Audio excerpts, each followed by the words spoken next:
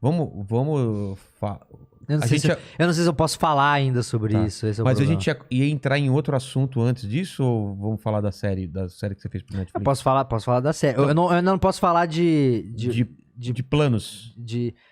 o que eu posso falar é que os planos estão aí. Não, o que vai ter. Isso pode ter. Isso você pode falar. Vai ter uma nova série. Eu não sei se eu posso falar isso. Ué, você já respondeu. Porque se não tivesse... Não, é muito óbvio. Mas eu não falei, se eu vou falar. Não, você não falou, Eu não mas... falei. Vai ter. Ah, não posso falar. Se não tem, você fala, não tem, gostaria que tivesse. Já tá respondido, rapaz. Mas vamos falar da sua série que tem já. Que eu fiquei muito impressionado, falei com você na época, assim. Sim. E que legal. E eu não sei do esforço que foi, né? Parece que foi um ano. Nossa, mano. Por que dá tanto trabalho de fazer? Porque tem muita refação? Ou porque a produção mesmo em si, ela demorou? Cara, por onde eu começo? Então vamos lá. Começa pela... Como foi o contato? Quem foi atrás de quem? Você Então, foi atrás deles ou eles vieram atrás? Inicialmente, a apresentação para a Netflix rolou da seguinte forma. Eu tinha um projeto de um desenho animado que eu queria fazer. E aí, o que eu fiz? Eu fiz um piloto com a Birdo, que é um estúdio de animação aqui de São Paulo. Um super estúdio que faz pra Cartoon Network, faz muita coisa legal lá. E aí, tipo assim, eu não fiz o piloto... 2D ou 3D? 2D. Tá. E aí eu tinha um projeto que era ele era spin-off de um personagem do Animatoons meus, que eu fiz, que era o Pandinha Babaca. E aí eu tinha pegado o Pandinha e criado uma série pra ele, com personagens. Era uma série de humor, era uma pegada meio Rick and Morty. Tá. E aí eu fiz toda a história, eu fiz mesa de roteiro, chamei uma galera, o Dani dos Barbichas, que foi o chefe de roteiro na época. A gente fez um primeiro episódio. Que é diretor também, ele é diretor. Ele é diretor, ele é foda, o Dani. Né? O Dani é foda. E o Daniel Nascimento. E aí a gente fez esse projeto. Eu fiz todo o storyboard e o animatic do primeiro episódio. Aí eu peguei 1 minuto ali do meio do episódio em que tinha os personagens principais e eu virei pra Brito e falei, vamos finalizar. Eu fui lá eu esqueci o nome da empresa do Wendel de dublagem. Unidub. Fui na Unidub. A gente fez voz original. Fiz toda a seleção das vozes. Fizemos a parte de dublagem do episódio. Não é dublagem, né? Porque é a voz original pro episódio inteiro. Caramba. E aí eu fui levar isso pra Netflix. Aí eu tive uma reunião com o Adrien, que era o cara que eventualmente comprou minha série. O meu agente, na época, conseguiu pra mim essa reunião. Eu não tinha contato nenhum. Mas você não tinha nenhuma informação de que eles estavam querendo esse tipo de produto. Você foi na cara dura. Eu fui na cara dura. Isso é bom o pessoal saber. Eu queria fazer o desenho animado, mas eu precisava de um contato. E eu sabia que, assim, como eu nunca tinha feito nada pra Netflix, de que eu precisava mostrar uma coisa mais pronta, com mais potencial. Aí eu fiz não lá... Só no blá blá blá. Não, tanto que assim, todo o início da apresentação, falando dos personagens do universo, o cara meio cagando. Você vê, tipo... o cara ouve pitching assim o dia inteiro, de 1000 pessoas, foda-se e tal. Tipo, o francesão, né, todo ríspido. E aí, aí eu vi que eu tava perdendo o cara, aí eu falei assim... O setup do episódio é esse. Rapidamente, o cara pensou isso. Essa aqui é a parte do episódio que eu quero te mostrar. Aí eu dei um play. Quando eu dei o play, aí o olhinho do cara brilhou. Porque ele viu que era um nível gringo. Era uma coisa profissional mesmo. E eu ainda mandei dublar em inglês pra ele. Caramba. Eu fiz a voz original em português, mas eu dublei em inglês pra ele ver em inglês. Aí quando ele viu, aí eu vi que mudou a atitude. Aí ele... Já mostrou isso pra alguém? Alguém mais viu isso? Sei lá o quê? Eu falei, não, você é a primeira pessoa, eu queria muito fazer na Netflix. Aqui na minha mão é mais barato e tal. Aí ele, não, sei lá o quê, pô, que legal. Aí eu ganhei o cara. Boa. E aí quando eu ganhei o cara, ele falou assim, só que então, eu não cuido da parte de animação. A parte de animação é outro orçamento, outra parada. Você tem algum outro projeto que você quer fazer na Netflix? Eu não tinha nada. Aí eu falei, tenho. Eu falaria a mesma coisa. Falei, claro que eu tenho. Dependendo do que você quer, eu já te falo agora. O que você precisa aí? Aí eu virei pra ele e falei assim, tenho. Aí eu virei e falei assim, eu tenho um projeto no meu canal que chama Nostalgia Ciência.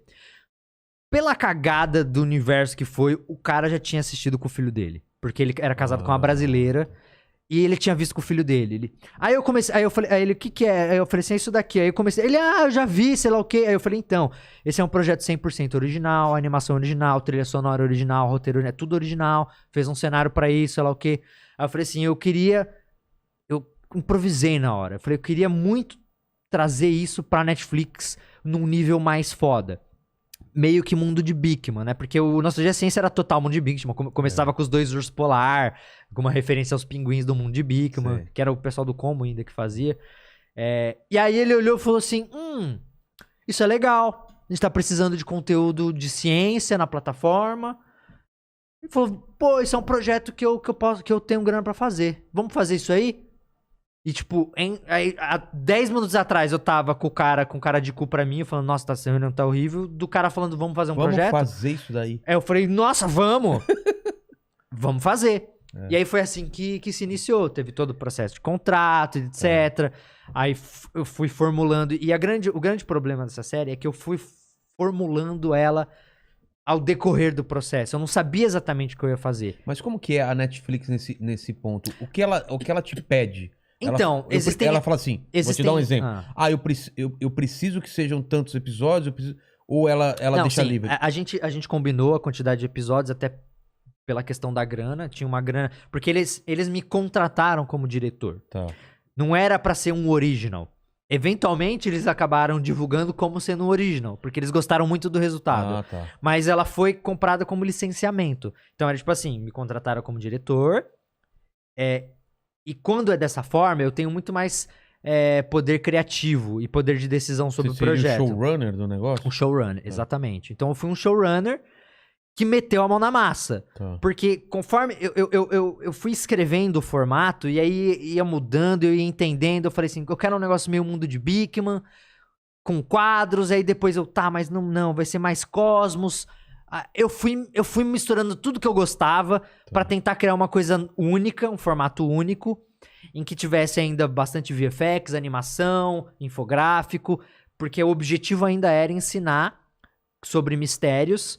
Aí eu pensei, tipo, pô, ia ser legal pegar os temas que a galera pede muito. O pessoal pedia muito nostalgia sobre o Triângulo das Bermudas, sobre a peste. E aí eu falei assim, pô, eu tenho uma gama de temas que eu sei que a galera pede muito no meu canal, que daria certo no meu canal.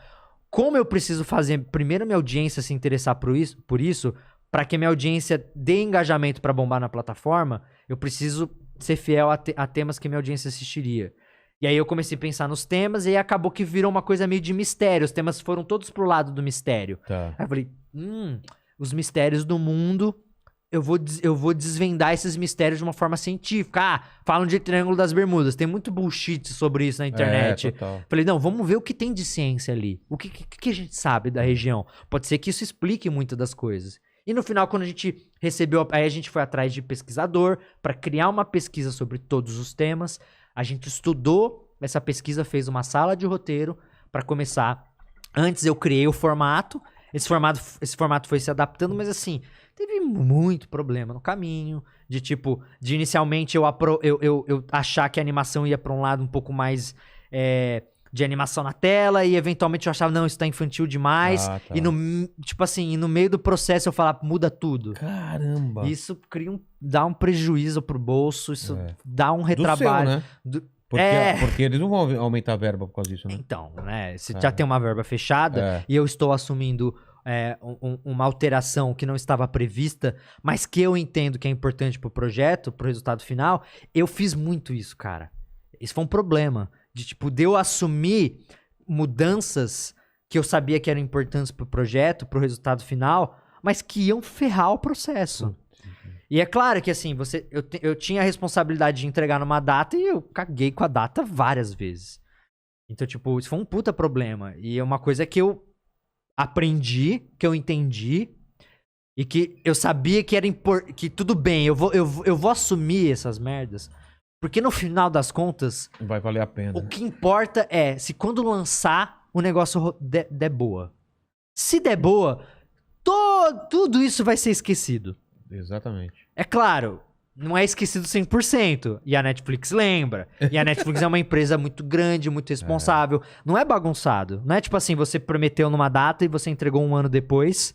Foi o que eu fiz. Foi?